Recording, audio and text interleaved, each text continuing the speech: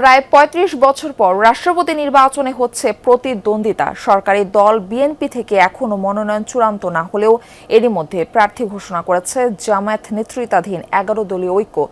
দীর্ঘদিন পর রাষ্ট্রপ্রধান নির্বাচনে প্রতিদ্বন্দ্বিতাকে ইতিবাচক চোখে দেখছেন রাজনৈতিক বিশ্লেষকরা। তবে এখনো সংসদ সদস্যদের ভোটাধিকার সহ মত প্রকাশে অন্যতম বাধা সংবিধানের ৭০ অনুচ্ছেদ। বিশ্লেষকদের অভিমত, ইতিবাচক রাজনীতি দীর্ঘস্থায়ী করতে এর পরিবর্তন প্রয়োজন। রিয়াজ রায়হানের রিপোর্ট। ফোটানোর ঝামেলা ছাড়াই নিরাপদ পানির জন্য ঘরে আনুন পিওরিট। কল করুন 16627।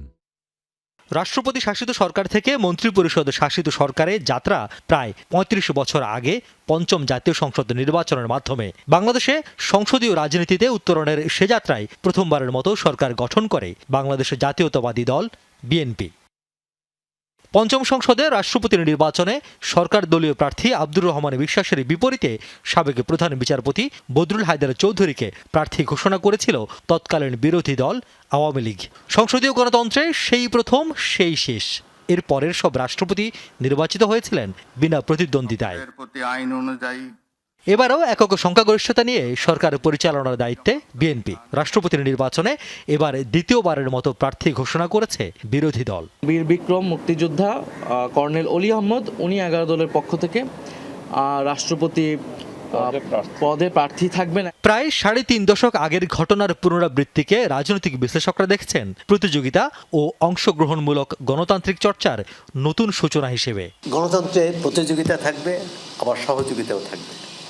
তবে শুধু যদি সহযোগিতা হয় সেটি একতরফা হয়ে যায়, আর শুধু প্রতিযোগিতা থাকলে অনেক সময় সেটি অসুস্থ প্রতিযোগিতার রূপ নেয় এবং এক ধরনের সংঘাতময় পরিস্থিতি তৈরি হয়। তবে এই রাষ্ট্রপতি নির্বাচনটা কিন্তু শুধু রাষ্ট্রপতি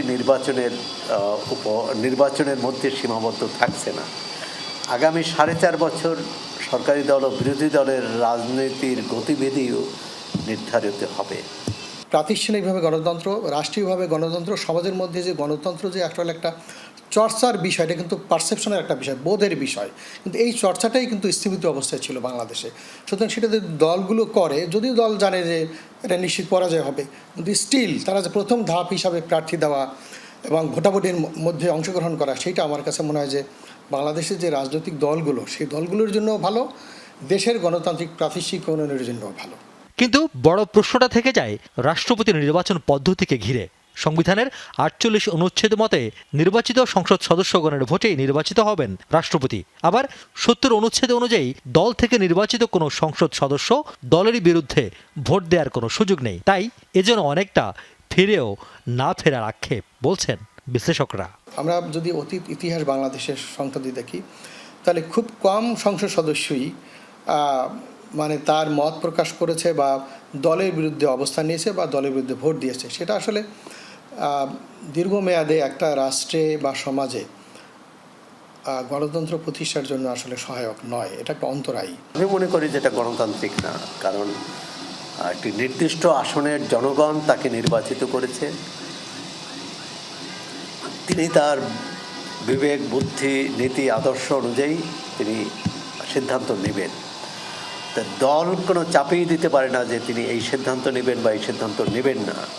সুতরাং ৭০ অনুচ্ছেদ নিয়ে সমালোচনা আছে এবং যৌক্তিক সমালোচনা আছে।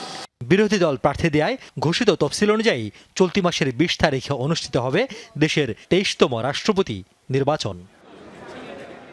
রিয়াজ রায়হান, যমুনা নিউজ, ঢাকা।